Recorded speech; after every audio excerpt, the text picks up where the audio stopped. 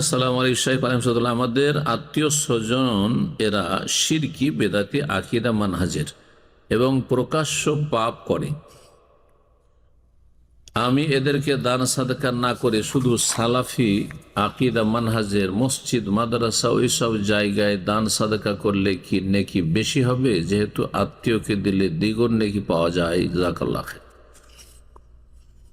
আকীদা মানহাজের ত্রুটি, যদি এমন ত্রুটি থাকে যে তারা বেদাতি কিন্তু বড় শিরক কুফরিতে নেই, মাজার পূজায় নেই, আল্লাহ ছাড়া অন্যকে ডাকাই নেই, এক কথায় শিরকি বড় শিরকি কর্মকাণ্ডে জড়িত নয়, আর একেবারে বেনামাজি নয়, তাহলে গুনাহগারদেরকেও জাকাত দেওয়া যাবে। আত্মীয় স্বজন হইলে সে গুনাহগার বেদাতিদেরকেও জাকাত দেওয়া যাবে।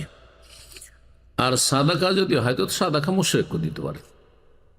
ফরজ জাকাত শুধু মুশরিক কাফেরকে দেওয়া যায়, বাকি সাদাকা নফল দান খেরাত আপনি মুশরিককে দিতে পারবেন, কিন্তু গুনাহগারকে পাপীকে পাপের জন্য সহযোগিতা করতে পারবেন।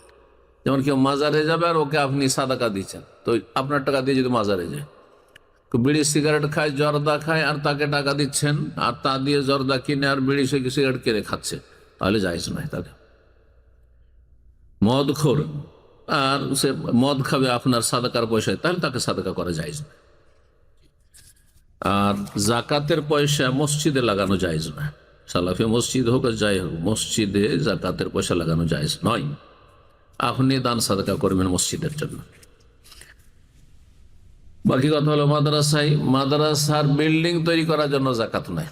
মাদ্রাসার গরিব ছেলেদের খাওয়া দাওয়ার ব্যবস্থা করেন, তাদের লেখাপড়ার জন্য শিক্ষককে বেতন দিতে হবে, সেটা দেন, এতটুকু পর্যন্ত জায়েজ হতে পারে। আল্লাহ তাআলা আ'লাম।